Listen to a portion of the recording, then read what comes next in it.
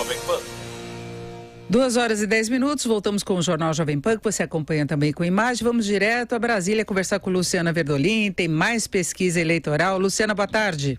Boa tarde, Denise, boa tarde também aos ouvintes. Olha, a CNT, a Confederação Nacional dos Transportes, e a MDA realizaram uma pesquisa só em São Paulo. Ouviram eleitores só da capital e de 17 municípios do estado. E o cenário eleitoral está bastante complicado também, Denise. As pessoas têm pouco interesse nas eleições, têm pouco conhecimento. Só para a gente ter uma ideia, no caso da intenção de voto para presidente da República, num cenário com Lula, ele teria 21,8% dos votos, Bolsonaro 18,4% e o ex-governador Geraldo Alckmin 1,4%. Sem Lula com Haddad, aí a situação já muda. Bolsonaro vai para frente com 18,9% dos votos, Alckmin com 15% e Marina aparece empatada com Fernando Haddad com algo em torno de 8% das intenções de voto. Com Lula, os indecisos somam 26,8%. Sem Lula, 34,5%.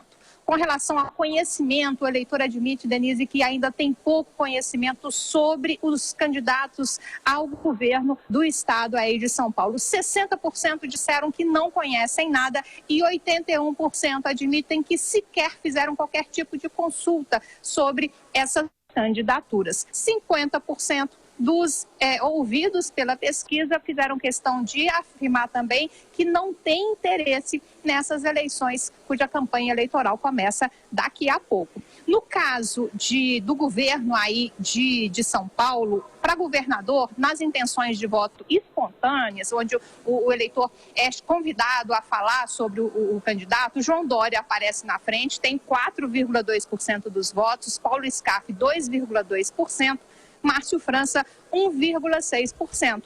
Agora, entre os brancos e indecisos, quem pretende votar em branco ou ainda está indeciso, o percentual chega a 88% dos entrevistados, um valor muito alto, né, Denise, que exige aí uma preocupação e um maior empenho das campanhas. Já na Estimulado, onde são colocados os nomes dos candidatos, Dória tem 16,4%, Paulo Scaff 16,2%, eles estão empatados, enquanto que o Márcio França tem 5% e Luiz Marinho algo em torno de 4,8%.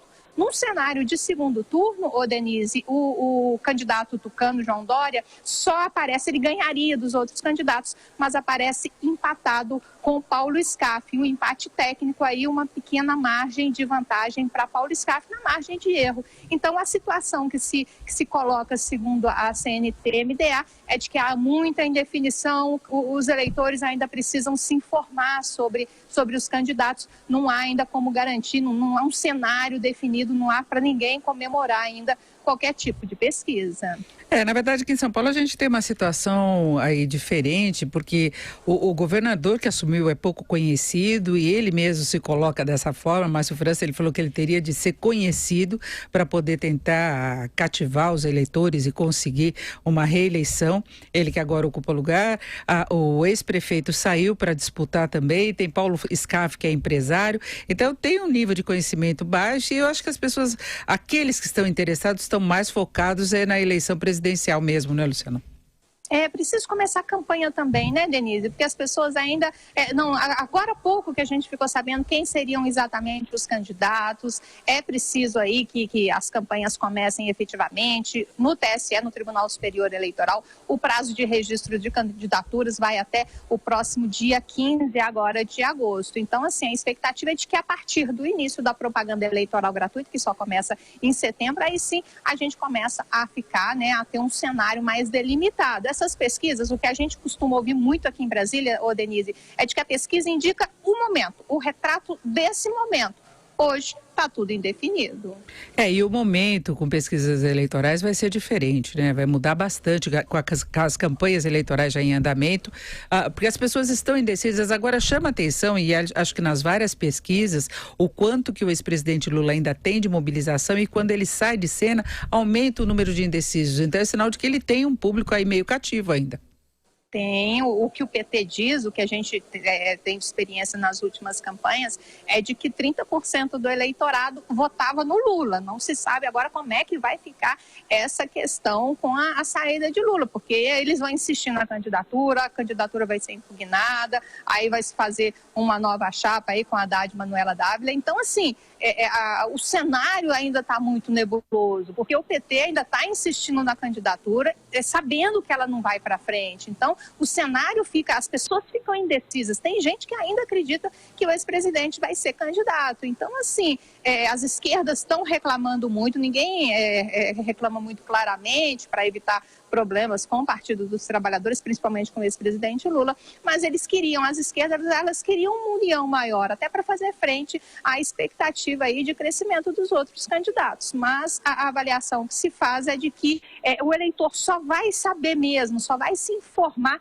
no finalzinho, próximo aí à eleição, que é no início de outubro. Então, até lá a gente vai dando pesquisa, mas tudo ainda fica meio de sobreaviso, não dá para cravar ainda, nem quem vai para o segundo turno na campanha presidencial. Aí em São Paulo parece que tem uma polarização entre João Dória e Scaff, mas também as coisas podem mudar, né, Denise? Porque tem muita gente em São Paulo também que ainda não definiu como é que vai ficar o voto. Tem muita gente indefinida que sequer consultou, fez qualquer tipo de consulta, conhece os candidatos que foram apresentados. Luciana, agora há uma tendência de termos o segundo turno em São Paulo mesmo e provavelmente disputado entre Paulo Scaff e João Dória. Eles têm uma distância em relação aos outros candidatos, mas é isso. Quando a campanha começar mesmo para valer, quando as pessoas tomarem conhecimento, teremos também debates entre os candidatos a governadores, então a história muda. E em relação à eleição presidencial, tem que definir o que vai acontecer exatamente com relação ao ex-presidente Lula. Haddad não é muito conhecido nacionalmente, ele foi prefeito aqui de São Paulo e vale lembrar que ele perdeu na última disputa para a Prefeitura de São Paulo em primeiro turno para João Dória. Então ele não tem um histórico recente muito positivo em termos de eleições, não é? E ele não é conhecido nacionalmente, então ele vai ter de fazer todo um esforço e possivelmente vai ser em cima da hora. Então, a não ser que haja essa transferência mesmo de votos do ex-presidente Lula, ele vai começar em desvantagem, né? Tem a composição do Centrão, que tende a fortalecer Alckmin, ele até avançou nessa pesquisa. Tem a questão de Bolsonaro ter que disputar espaço em relação à propaganda em rádio e televisão, porque ele vai ter muito pouco espaço, ele vai recorrer às redes sociais para puxar o eleitorado para ver as propostas dele através de redes sociais. Então, tem toda uma combinação que é bem diferente de eleições anteriores. No caso de Haddad, ele não era nem o preferido do PT, né? Não era o nome preferido do PT, tinha outras alternativas. Então, assim, é uma situação complicada, a gente vai ter que esperar um pouco mais para fazer uma avaliação mais aprofundada, mas a expectativa é de que o cenário fique aí meio nebuloso até realmente o finalzinho do prazo. Os candidatos, os marqueteiros, eles estão apostando muito no poder das redes sociais, no poder também da campanha eleitoral gratuita no rádio e na televisão, não necessariamente naquele período, né? Você vai, mas ninguém assiste o programa eleitoral, mas tem as inserções que aí a pessoa está assistindo o programa, acaba tendo uma inserção daquele candidato, aí acaba aparecendo, ela acaba conhecendo. E nesse cenário de que as pessoas estão conhecendo poucos candidatos, qualquer um que consegue, qualquer um não, né? Todo candidato, melhor dizendo, que consegue um espaço maior, consegue mandar o recado dele, pode sair aí na frente, mas também não há garantia nenhuma, uma vez que as redes sociais parece que vão ter um poder grande agora nas eleições desse ano, mas tudo a se comprovar, né? Porque ainda não dá para ter certeza de nada. E mais um assunto, né? Vamos terminar agora, Luciano, falando de mais uma viagem de Michel Temer que provoca toda aquela bagunça aí no Congresso. Rodrigo Maia tem que viajar, Eunice Oliveira também, senão eles não podem ser candidatos. De novo, né? E agora a solução encontrada, Denise, foi muito engraçada. Vai todo mundo, o presidente Michel Temer vai para a posse do presidente do Paraguai, Mário Abdo Benítez, no próximo dia 15, na semana que vem. Aí, para evitar esses problemas aí com os presidentes da Câmara e Senado, o que ficou decidido? Vai todo mundo junto para o Paraguai.